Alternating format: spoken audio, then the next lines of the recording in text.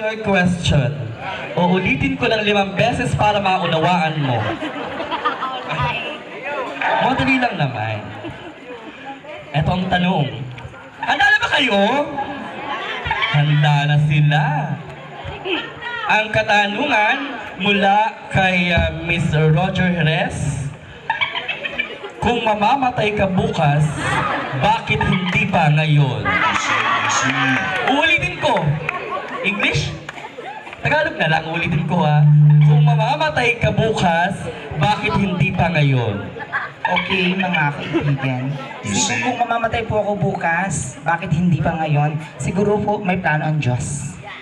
Dahil may nauuna man po, may nauhuli. Malas na lamang po yung mga nauuna. Okay na, auntie. Bigla ka sumablay sa dulo. Kaya lagi kang third runner up, Ay, ba't naman lagi mga balat pag namin natanong sa akin? Ayan.